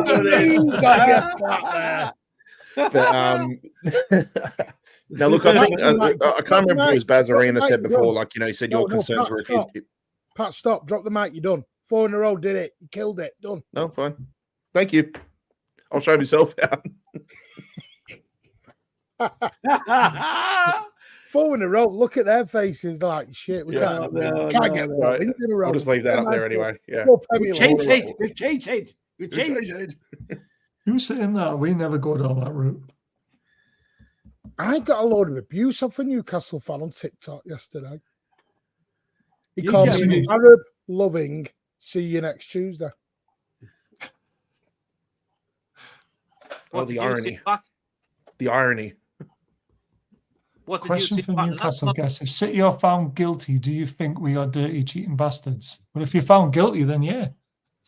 That's a bit of a strange question, isn't it? No, Tony Cruz will not be signed up on any. Tony Cruz is not coming back. I know LB pushed that one. No, there's no interest in Tony Cruz. Good player. All I can say at the moment. So I just confirm on that. No, 3-1.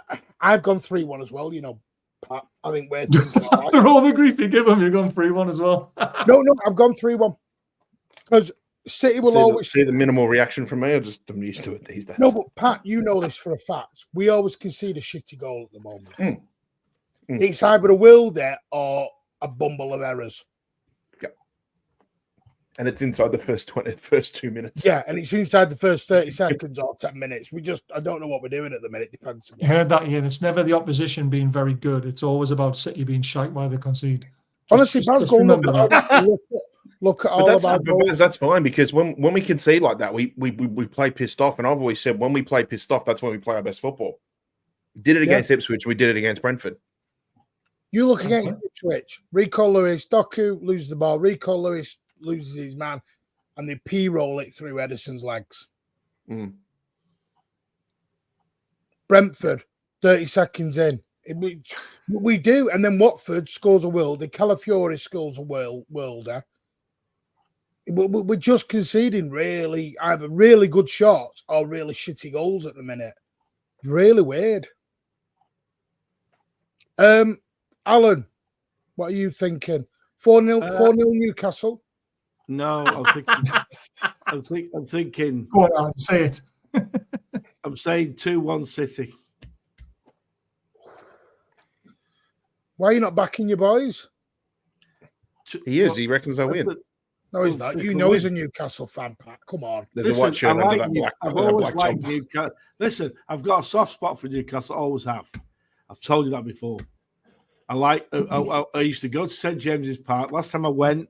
See, he goes to St James's more than the Yeah. I went Boxing Day. I went Boxing Day when Barry scored after about 40 seconds. It was a very snowy day on Boxing Day, 2010. Was the last time I went up there. But I went there for the weekend. And it was brilliant. And I went out the night before. ASG says with the cheeseburger still banging. Lovely. I don't know for what a cheeseburger that's banging. Yeah. Now you want to. Oh, they are nice. They're lovely. Yeah. Outside the ground, they're beautiful. I don't know, because every time I go to Newcastle away, I can never get to the damn concession stand. Have you seen how tight that away concourse is at Newcastle? No, don't get there. Jesus. No, go to the ones burger outside the ground. Oh, I don't dick around there. No, Because I park. Where's Alan gone again? I've got technical issues, mate. You got more than that. I'm going to edit the technical bit and just say you've got issues. Martin, I've got issues. Key 88's gone 3-1-2 up the mags. I don't see it. Play back your club. We're not conceding 3. We haven't conceded 3 in a long time. Since Newcastle. Yeah. How long ago? 2 years? Loads of probability we were talking about, weren't we, Ian? Yeah. You're not playing well at the minute, and you know you're not. Definitely not. This is where we come into our own. Oh, 2-1 Newcastle, says Super C being miserable. Go on, Ian. What are you saying? Right. Can you do it? You what? Can you do it? Right. Now, my take on it is because there's been so many top players have been nowhere near the races, so they need to come to the party. And I think the best game to do with this is Manchester City, because I think they'll all raise the game. So if we have the core that'll raise the game, I think you will be in for a little bit of a shock. And it'll not be as easy as what you think because we're at St James's Park. I'm not saying we'll beat you, but I'm saying I'm going to take a late 2-2 draw. But we're going to be, if Newcastle are on and the crowd's right behind us, I think it's going to be difficult. I really do. I just think there's a lot of players need to be stood up and counted for. And what a game to bring it back as Manchester City at our place. So there's no. To bring up. Sorry, I just wanted to bring up one thing I think you said earlier about if you were risking if you played a back 5. Yeah, do you think that would play into our hands even more? Because I think that's the sort of thing that a lot of teams do when we play at home. They'll revert to a back 5 and we just absolutely just put them under the cosh for 90 minutes. Do you worry that unless the crowd gets behind the team, and if you do happen to get that early goal, that if they just go to the back 5, we're just going to keep just putting it just under the pump for the full 90 minutes, and sooner or later you're going to concede? I don't think the best formation for Newcastle United is a back 5. It's simply because of the players that we've got. And the only way we'll go to a back 5 is there's only... I've seen it where he's went to a back 5 this season. I think it was only about 3 minutes to go when he brought Lloyd Kelly on into a back 5. And that was just, for me, because there was players had to come off. Against Manchester City, our players playing a back 5, I think it's suicidal. I really do. I just don't think it's a hanging on game for me. Yeah. Especially now we've got Savio too, who can get around the low block as well. I really don't, and especially going to hand back as well. It's just you can't do it. Yeah. Yes, you try. If you go to a back 5, what you're trying to do is eliminate Haaland space in behind, which I get that, but it's what's in front of that which frightens me. And I cannot sit and watch. In my opinion, I just couldn't sit and watch 60 plus, 70 plus minutes of back behind the ball. There's constant pressure and constant possession for Manchester City. Probe and press and trying to get behind the lines. Like I've said earlier on, there's another corner down there, another throw in them tight areas down behind the 18-yard box. It's only a matter of time before Manchester City score. I'm hoping that. They're asking about this, by the way, lads. There are rumours going down everywhere. He had a foot injury last game, which could have kept him out, but hasn't. We've had a week off. Yeah. There's no way Isak doesn't start on Saturday. Yeah. Now, this is what I'm going to say about Isak and Haaland, Martin. Right? I believe if Isak is in Manchester City's team, he scores 40 goals. Easy. Because more than Haaland. The service that he'll get, he's a completely different player to Haaland, right? Haaland's got strength, power, plays on the shoulder. He's aggressive. Isak has got great feet. He's vision, he's intelligence, around the 80, his movement around the 18-yard box is frightening. What he suffers at Newcastle United, he does a lot of his work in the wrong areas. Put him around top players in Manchester City side, I think he's going to be one of the best forwards in the world. No, I get, listen, he's a good player, but I don't think you realise how Haaland's changed this year. Everything you just said about Haaland, about Isak, Haaland's doing now. What? So you're telling me Haaland's got the feet like Isak? At the moment, yeah. You're telling me Haaland can take on like 3 players on the left wing, cut inside and score? He's done it before. Even on the right wing. That's what Isak does. That's what Isak has. I'm not saying that, Baz, but I think that's what Isak brings to our team, where Haaland doesn't bring to your team and will never bring to your team. But Haaland's doesn't have those feet than Isak 10 times over. Do you know when Haaland hit the Premier League? Yeah, 100 goals in 102 appearances tells you that. But think of the chances he's had compared to what Isak's had. Like, Ian is correct. If you put Isak in Manchester City's team, with all those players around him, Isak will score 40 goals. He will score the same amount of goals that Haaland scored, but there'll be different goals. There'll be different types of goals. Martin, right? What I'm seeing from Haaland when Haaland came to the Premier League, you're seeing pace, power, right, and and they were like, "Wow, what a player!" Correctly so. What I'm seeing this season is exactly the same, right? He's got the pace, power, exactly the same what Haaland brings, right, to the Premier League. I don't see anything different in his game. Because you're not watching him in the same way, Ian. You're not watching him in the same way. Right, but what I'll defend and what I'm saying is I don't watch him regularly like you guys do. All I see him is when in the odd game where when I see him and I think, wow, that's Haaland. Because that's what I've seen him play as that player. Now, don't get me wrong, I think he's world class. Right, he is world class without a shadow of a doubt. Do you think you've lost all your support? We're not comparing Isak to Haaland because we're not comparing them. We're saying if he was in your team, it's a question of service. Exactly. How much service would he get? So how would you feel if Isak was in your team? How many goals do you think Isak would score with the ability he's got? Yeah, you as a Manchester City fan, you answer that question for me. I think he'd be close to Haaland, but I don't think he gets 40. I think Haaland still outscores him. I'll tell you what, Martin. Because I think Haaland's the better finisher. I'll tell you what, Martin. I'd like to sign him because we do need an extra striker. Play games. Alan, so you would switch. All right, here's a question, Alan. Would you swap Isak for Haaland? No, but I'd like to have him. Here's a good scenario. Here's a good hypothetical, Martin. Here's a good hypothetical. Say Haaland did end up going to Real Madrid. Would you bring Isak in? Yes. Right. Now, can I ask you this question? If Kevin De Bruyne wasn't at Manchester City's football club, would Haaland be as efficient? Yeah. This year, what you want? They've shown it this year, and this is the thing you're not understanding. Haaland isn't. KDB's not been the guy assisting. Do you want to know who's been assisting him? Savio. Yeah, right. Savio is quality. Savio's the guy doing it. They put Savio on Newcastle's right wing with Gordon on the left and Isak up front. Isak will be scoring goals left, right, and centre. This is the point we're saying. Foden and KDB are not the ones. Haaland's got 10 goals already this season.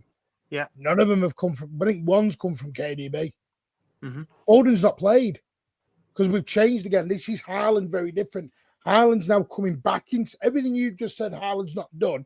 I agree with. This season is a different Haaland. He's coming back. Look what he did to Gabriel. He shoves Gabriel off the ball like he's not. But that's pace and power, which is exactly what Ian said he's got. No, but watch. He's got his back to goal. He holds it up. He turns. He lays off. He runs. Everything everyone said Haaland can't do. Martin. I'll repeat what Patrick said. If Haaland went to Real Madrid next year, would you sign Isak? Possible. I'm not saying Isak's a bad player, Alan. Right. Who else would you sign? That's as good as. Listen, I must admit, I do like him. But Alan, I've not said he's a bad player. What I've disagreed with, I don't think he gets 40 goals. I think Haaland outscores him. I think Haaland is by far, because the thing with Isak is, I agree with you. But I bet you Isak gets more assists. Which is a decent shout. That's what we look for. We look for a front three who can assist and score get in the season, isn't it? Gordon got all the accolades last season. He's your main striker. Goals and assists. Are you playing Isak as a winger, as a striker? We're playing him as a striker. Right, then I don't want him getting assists. I want him getting goals.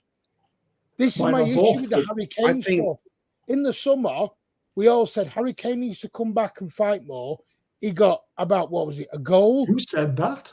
I've never wanted Harry Kane to do that, ever. No, but this is... I want Harry Kane to play on the shoulder of the last man. You just said you want your striker down the wing taking on 3 players. If Pep's doing that, Pep's bollocking him. That isn't the job. Aguero never got a said about Haaland. If Haaland touches the ball 3 times, the ball goes in the back of the net 3 times, he's done his job. At the end of the day, Martin, Isak is a threat to us on Saturday. Alan, I've not said he ain't, so take the tongue out the rear end here, mate. Yeah. I've not said he's not. What I'm saying is, what Ian has just described from Isak is not what Pep wants. What I said was, potentially, with the assists and the players around, Isak, if he was at City, he would score 40 goals. That's all I said. I don't think he converts his chances as much as Haaland. Oh, come on, man. Have you seen him taking his chances? So what you're telling me now is Isak's as good as finisher as Haaland? Yes. Put him in the same positions. Isak is cool as a cucumber. How many goals has Isak got this year? But it doesn't matter how many chances he's out. No, man, because they're talking about the service if he was in the City squad. We're talking about the service, Martin. Isak's not getting service, so he's not getting goals. I think looking at it from me personally, I think if Isak was in the City squad, KDB haven't been servicing him. Haaland's been getting service though. How does Haaland score the goal against Arsenal? How does he score the goal against Arsenal? Service, right? I'm totally lost here. We've told you at the start of this show, Newcastle at the moment are playing absolute dog crap. Haaland's the best finisher in world football. Is he though? He's very, very good. Is he though? Say he was the best finisher. 102 appearances. Is he though?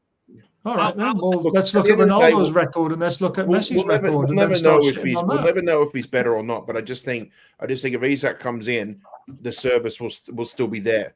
The numbers will be just as consistent. Whether they're more than Haaland or less than Haaland, don't know. Thank you. Here's my point. Haaland scored goals at Salzburg, Dortmund, City. Isak's only scored Farmers League, Farmers League, Premier League. Yeah. See, this is what I've never said Isak's a bad player. We've now got to Isak's as good a finisher as Haaland. That is bonkers. Do you know, Martin? Can we have this? You said a very interesting thing to Ian. You said that we don't see Haaland week in, week out. We don't. You don't see Isak week in, week out. We do. We know how many chances he gets and how many chances he's finishing. Now, if you watch his goal to ratio, Isak's is right up there at the very top. You'll get 5 chances. If you want your striker to assist, you've got problems. No, but what I said... Sorry? You want your striker to assist, you've got problems. I didn't say I want him to assist. I said it's nice to have both. What I said was, if he was around your team, which I was complimenting your team, that my centre forward would score great amount of goals, 40 plus, and I believe he will. But this is my point. Sergio Aguero didn't get 40 goals, and Aguero's better than Isak. Different player altogether. Different player, yeah. But Haaland's not the same player as Isak, then. Different player. But no, Ian, that's not my point. Bazzi just said he's as good a finisher as Haaland. He is. Me personally, I think Isak is up there with one of the best finishers in the world. And that's Haaland. If that's the same level as Haaland, that he's up there with the best. I'll tell you what, guys. Martin, can we have these two on again? Because they are capable of winding you up regularly. No, Alan. No, we're having a debate. I'm in a debate. It's not about winding up, Alan. Nobody in the chat. All right, then he wound all the chat up then, Alan. All right. No one in the chat agrees. No, I'm just That's trying because to. they've just got their Man City eyes on. That's why. No, You've got your Newcastle eyes on. No, I haven't. I've got my Isak eyes on. Erling Haaland is the best finisher in world football. He's certainly up there. I wouldn't say he was the Up best there. finisher in world football, though. Up there. Yeah, I he's don't up know there, what you watch up at Newcastle, mate. I'm sorry. What was the score against Inter Milan? 0-0. So why wasn't Haaland scoring a hat-trick against Inter Milan in the Champions League if So he's he's the got to best score an finisher in hat-trick the world? every game. Sorry, right. Let's look at the. Why didn't he score one goal, Martin? Why didn't he score one goal in any of the Can I games? ask you a question? Who's got the? Let's have a look then. So who for you? Let's look at the leading goal scorers in the Premier League. Yeah. How many's Haaland got? Here we go again. We're going back to the first. No, 5 games of the you season. said no. Let me ask. No. We know Haaland's on fire at the moment. He's bullied the lower At the league moment, teams and he scored broke the hat-tricks Premier League against them. goal scoring record 2 years ago. Yeah, we know that. He's on Yeah, record to smash his own record. Yeah, A we know that. record set by Ronaldo, by the way, and Suarez, etc. Yeah, he's bullying the little teams and scoring hat-tricks. He's great at doing that. All But I why said- didn't he score against Inter Milan when it was really important? When it was really All I important said at is- home at Man City, why wasn't Haaland scoring on Wednesday night? How many chances did he have on Wednesday night? Isak ain't scoring hat-tricks and ain't scoring hat-tricks and ain't scoring hat-tricks. Of course he's not, because he ain't get the service. But he was in, if he was in a Man City team, the opportunities would be there for him to score hat-tricks after hat-tricks. I've not after said hat-tricks. Isak's not a good player, but I'm not having him as good a finisher as Haaland. No He is. way. That's my opinion. I think, Martin, right? Haaland on Wednesday night, 6.9 average.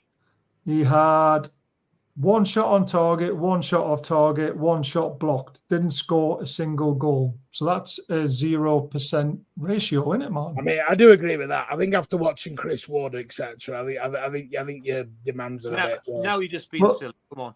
Now we're just being silly, aren't we? Because Haaland, if he was that good, would be scoring against Inter Milan in the Champions League, wouldn't he? Don't you dare mock the Auckland If he's Aguero, that was Chris that Wood. good, he'd score a goal this season, Baz. Exactly. Thank you, Pat. The Auckland Aguero. Baz, we can all throw that one out. Isak hasn't scored a goal this season. So is he shy? No, it's your No, but service. he hasn't had the chances. So, but he's just told me. I'm not Haaland's saying not scored a Haaland's goal shy. against Inter Milan. You're not getting it. This is the thing. You've got Haaland right up here on this massive pedestal. You got him ahead of Mbappe. You got ahead of every single other striker in the world. I do. Right? But yet he can't score against Inter Milan. He had chances, didn't score. You've got Isak up there and he can't score against Fulham. That's because he didn't get any service in that game. We were shit. We pointed that out already. Right. So Haaland got no service against Inter then. But he did. He had 1 shot on target, 1 shot off target, and he had a shot blocked. Against one of the Why best was teams in the Europe. shot blocked? Because he wasn't good enough. The shot that was on Against one of the target should have best went in, teams shouldn't in it? Europe, Baz. Other? The Italian league's gone down the pan for me a little bit. To You be got fair. to the Champions League final 18 months ago, Baz.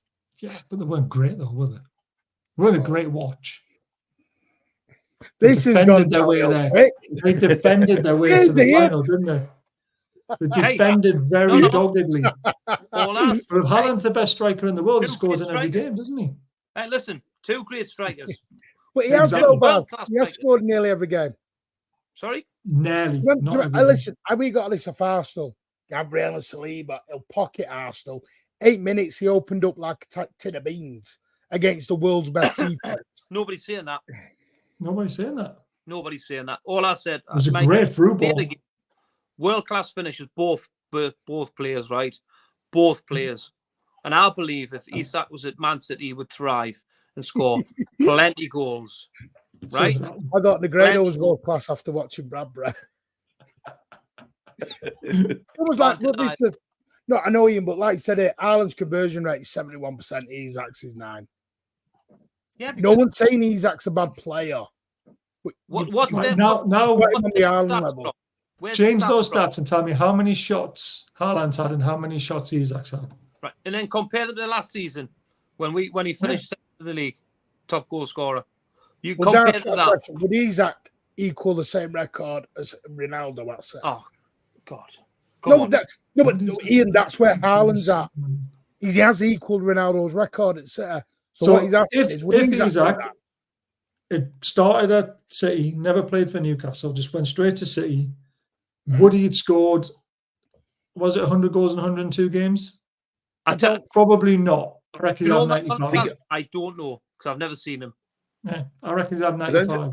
I'm gonna go say I don't think they'd be Haaland numbers, but they'd still be very impressive. Yeah, I'm not. That's what I mean. I've not said Isak's. I think I've just said Isak's top 3 or 4 strikers in the world. I'm backing him. I don't think he gets Haaland numbers though. That's just my opinion. That's what I'm debating. I think Isak's top 4 strikers in the world.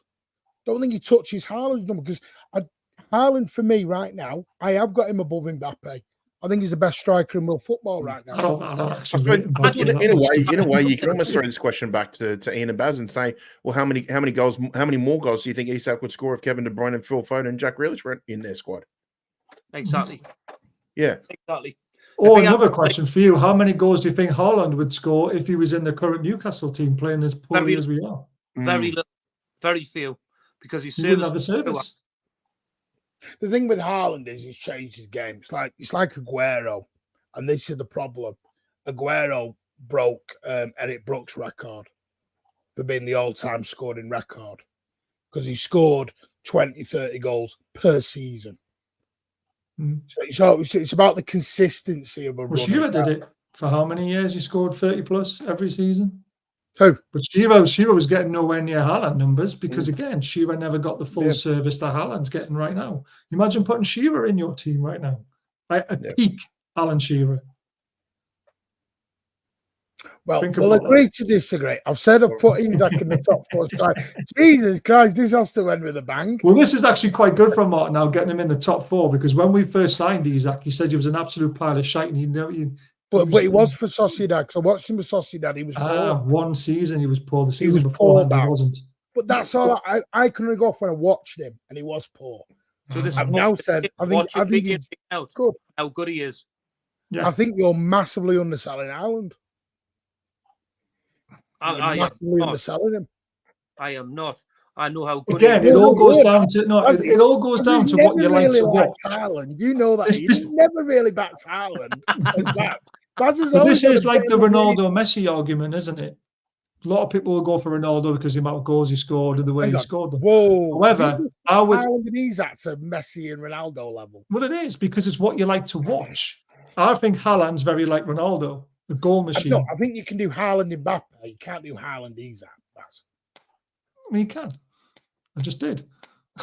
So you're saying Isak? I'm just trying to compare the conversation, Martin, in a way that everyone will understand. Yep. Okay? I would rather watch Isak than watch Haaland because I know Isak's going to get me out my seat by doing something very skillful where Haaland can't. That's why I prefer Messi over Ronaldo. Ronaldo might have scored more goals than him, but I would rather watch Messi pick up the ball on the halfway line, pick 5 players and put the ball in the bottom corner. Please be respectful in the chat. It is an opinion. Please be respectful. It is. It's all opinions. That's the whole idea of it. I would rather watch Messi over Ronaldo. There's loads of Ronaldo fans who rather watch Ronaldo over Messi.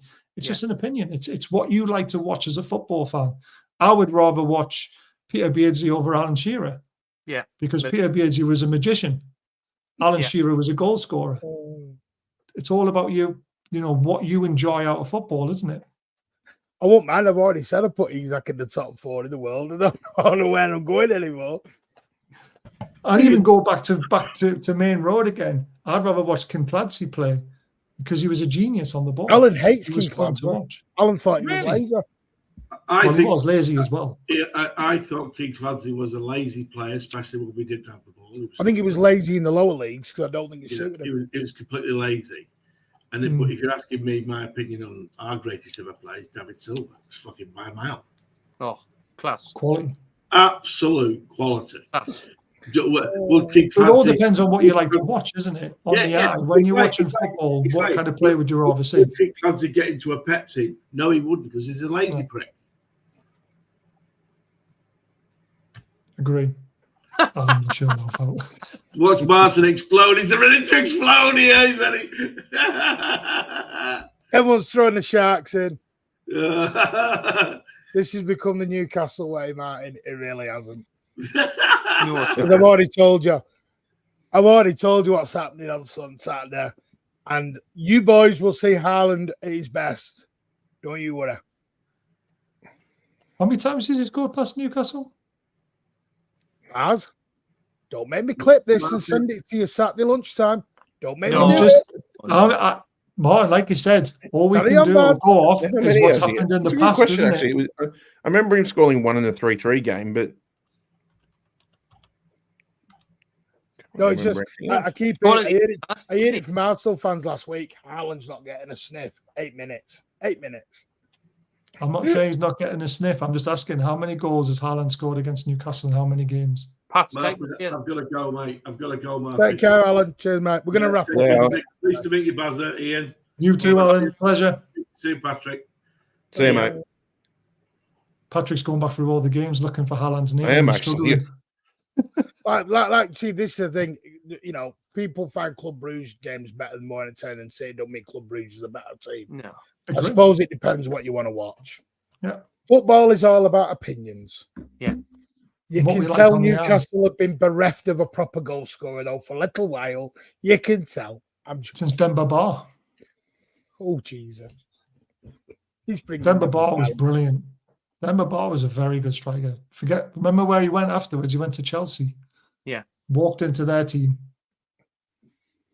Actually, Stopped Liverpool from winning the league. If there's one forward I can bring up from your time that I think you'll agree with me, and finally, I'm glad to have you two on the show, because otherwise Martin just ridicules me for it, is a certain Mark Viduka. Yes, the Australian. Yeah, he came at the wrong time for us, though. He was finished. Yeah. Here's a question for you, because I like passing this just quick general chat, because I know Martin doesn't like this, but for me, I've always asked this: the two best players I think we've had in the Premier League from Australia are Harry Kewell and Mark Viduka. Now, I think technically, Harry Kewell's a better player, but I think Mark Viduka is a better suited player for the Premier League. That's my take. I don't know if you guys feel the same. Well, when they were playing for Leeds, they were brilliant. Oh, they're unreal. Absolutely unreal. I thought Harry Kewell was fantastic. Just too injury prone, wasn't he? Yeah. Yes. And when he was at his heights when he was at Leeds and he went to Liverpool, and I just thought he was injury struck by a little bit. But Viduka, when he came for us, Viduka, I just didn't think he quite suited Newcastle. I think he came at the wrong time in his career. He was right at the back end of it, wasn't he? And Tim Cahill, by the way, was another quality Australian player. Yeah. The reason why I think it's because Newcastle United warrant a really hard working player. If you know what I mean. Don't get me wrong. I thought Viduka, I thought he was very skillful. He wasn't very mobile. He was like a Berbatov type of player where he would do special things where he was very slow and sluggish, but he would find something. I mean, his goal against Middlesbrough when was it 1-1, finished 1-1. He scored against Middlesbrough. It's not the one of Shearer's first games in charge. Yeah. But finished 2-2. It was 2-2. Was it 1-1 or 2-2? It was one. It was easy. Well, we had Viduka, Owen, and Martins, didn't we, at the time, and we got relegated. But I mean, his time at Leeds, I thought Viduka was brilliant when he scored the chip. When he just, I thought it was absolutely fantastic. Yeah, a great and the 4 goals against Liverpool. Yeah. Yeah, his 4 goals at Anfield were quite. Was it Anfield or Ellen Road, that one? I can't remember. I think it was Ellen Road. That was brilliant. Yeah, but I mean, the forwards have changed since then, haven't they? Because they're frightening now. Yeah. But yeah, I believe Viduka is actually back in Croatia now. I think he runs a couple of cafes there, so doesn't spend a lot of time in Australia now. Yeah, it'll probably be a really, really laid back cafe with a 100%. Yeah. Nice bit of cake and a latte or something. You walk in there at 7 in the morning, it'd be like walking in a London fog because everybody smokes indoors in Croatia. Hey Martin, have you not got a shout out for sponsors? Yeah, I'm going to do that. I was about to get to it, but he starts going about his Australian tour again, the way he always bloody does. He never gives me a chance to put Danny Allsop in the sun, and Danny, he still slags off Danny Tiato, even though he was responsible for keeping this club afloat at times. Can you just put Randall Shaw correct as well? Newcastle's one word. It's not Newcastle. It's Newcastle. I think he's talking about your getting in the Champions League, stuff like that. It's new. Sorry. Right. Anyway. Fucking hell, they'll be in the Champions League for a few times and win it for the first time in their history, and they're blagging like this. Do you know what I mean? Jesus. Yeah. 4 in a row. Don't forget, we were in the Champions League well before yous were ever in it. We just went through a 14-year shitty period. But don't forget, we were beating Barcelona 3-2 while you were sitting in the 3rd division or wherever it was. And we also won the league where Francis Lee. Remember. Baz, we also won the league at your place. We won the league at your place. Just remember, we were there. We were there once. What did Francis Lee do? Oh, he held a nice big trophy up at St. James's Park and went, "You'll never win one of these." I love it. Look, kidding you. For a man who's not won a trophy in 300 years, you're a big man, aren't you?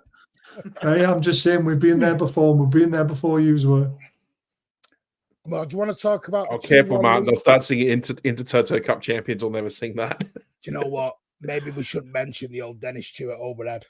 Woo! Yeah, true. I say, have you ever beaten us in a match? Alan left at the wrong time.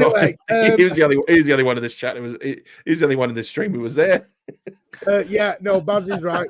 If you do, like I said, you are getting to the end of your chance to win an amazing prize, which is this.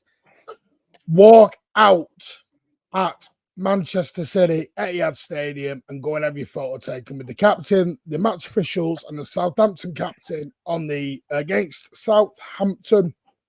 2 corporate tickets worth £2,000 a piece in the Tunnel Club, 5-course meal.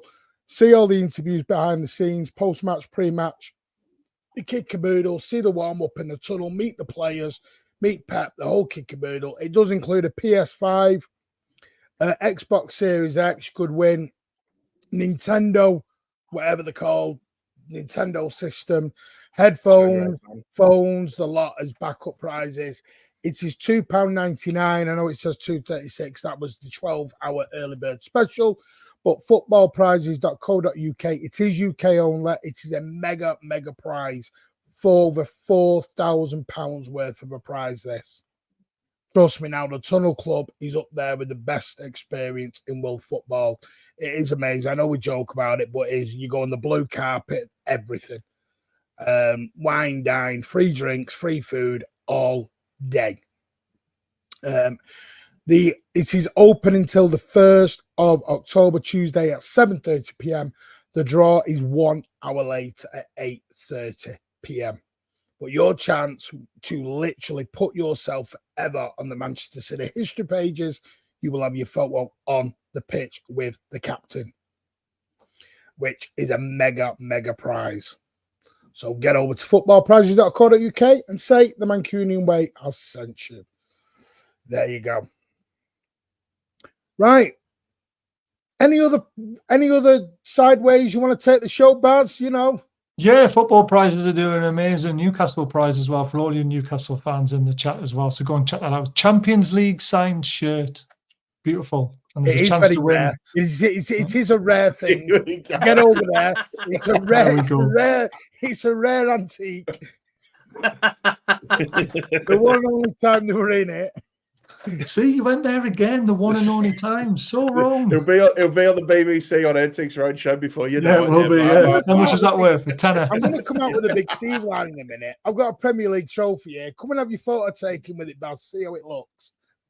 See how it feels. Have you ever seen a shirt? Have you ever seen a shirt get patterned? Look in now. Look in. Where is it? Oh, what have I done with it? We've added a bit of spice into the old. Normally, Ian and Baz come on and be friendly, but in fact, I know who to blame. It was Ian's fault. This. Why? That's set up Isak. You started the Isak talk. Yeah. I'll stick by it. No. You know. It's why the Newcastle fans are here in the chat, you see, because they want to hear from us. Zine, I've been telling Martin I'm going to get him a Chris Wood New Zealand shirt. I think I'm going to have to change that now to Isak Sweden. I think you should as well. I blame the Dr. Dre for this turn of events. Brilliant. Yeah, it's blamed Anyway. Apparently we're deluded guests. I love it. Great. Yeah. Oh dear. Man. I said be nice, all nice. 1968. Look, they're throwing up the Fanny League, winning the league at St. James's. League Cup. Dennis Stewart. Imagine a Mackham scoring the winner against Newcastle in a cup final. Oh, bet that hurt you. And I wouldn't Sunderland top know. of the I was just a championship as well twinkle in my too. So dad's eye. yeah, He and was selling Sunderland it top of like, the championship. "You're So you're giving only Dad, you at know this what, stage you're you less than know 12 months what." away from Derby's coming back. There they are. Look, top guest. ASG's Yeah. give you a lot of love. Aren't they? They're top of the championship at the moment. So you look Who, like you're going to get a Newcastle? couple of derbies in about Is 12 that months' time. Anyway, And just they, straight on and they before we go, faltered a don't get- little bit recently, Sunderland. Sunderland they won't come up. I just want to say a massive congratulations to Manchester City's women tonight in the Women's Champion League. Have won 3-0, 8-0 on aggregate.